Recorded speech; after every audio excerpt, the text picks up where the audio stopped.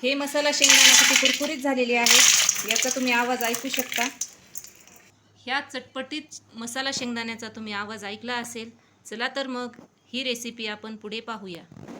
मसाला शेंगदाणा बनवण्यासाठी मी 1 वाटी बेसन घेतलेला आहे। हे बेसन पीठ चाळलेलं आहे। अर्धा चमचा मीठ टाकून घेऊया। अर्धा चमचा लिंबूसत्व किंवा याला सायट्रिक ॲसिड असं बोलतात। आणि चिमूटभर सोडा टाकून घेऊया। हा टाटाचा सोडा आहे। आता हे सगळं आपण एकत्रित करून घेऊया। मी याच्यामध्ये बेकिंग सोडा वापरलेला आहे। बेकिंग सोडा आणि लिंबूसत्व हे टाकायचंच आहे, त्याच्यामुळं ही रेसिपी खूप छान तयार होते। याच्यामध्ये मी चिमूटभर फ्रूट कलर टाकत आहे, ऑरेंज कलर। हे ऑप्शनल आहे, तुम्हाला जर आवडत असेल तर टाकू शकता, नाहीतर स्किप केलं तरी चालेल। थोडं थोडं करून पाणी टाकून आपण हे बॅटर तयार करून घेऊया। हे बॅटर आपण फेटून घेऊया। लिंबूसत्व जर नसेल तर तुम्ही अर्ध्या लिंबाचाही वापर याच्यामध्ये करू शकता।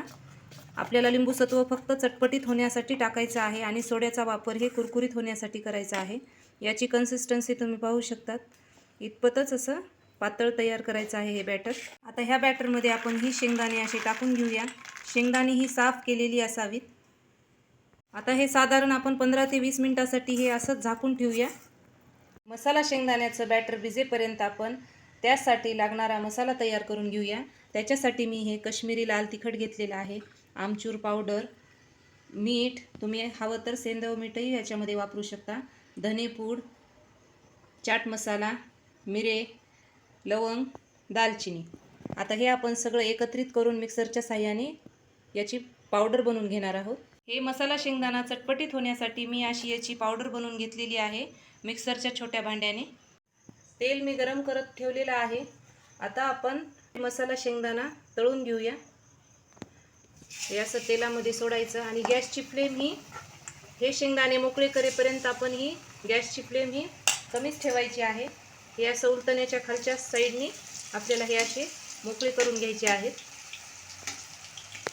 लहान मुलं ही बाहेरचं चटपटीत खायला मागतात, त्याच्यापेक्षा हे आपण घरात बनवून दिलेलं खूप चांगलं।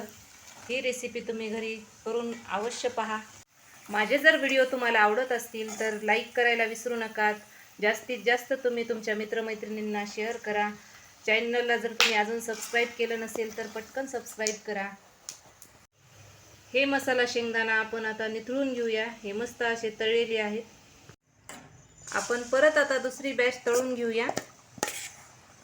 हे मसाला शेंगदाणा किती कुरकुरीत झालेले आहेत याचा तुम्ही आवाज ऐकू शकता। हे शेंगदाणे मसाला शेंगदाणा करते वेळेस तुम्ही कच्चे शेंगदाणे वापरा। मसाला शेंगदाणा गरम आहे तोपर्यंतच आपण वाटून घेतलेला मसाला याच्यावरती घालून घेऊया आणि हे एकत्रित करून घेऊया चमच्याच्या साहाय्याने। हे खायला अगदी चटपटीत लागतो। ही रेसिपी खास लहान मुलांसाठी मी केलेली आहे। सध्या पाऊसही चालू असल्यामुळं असं चटपटीत काहीतरी लहान मुलांना खावं वाटतं। ही रेसिपी तुम्ही घरी अवश्य करून पहा।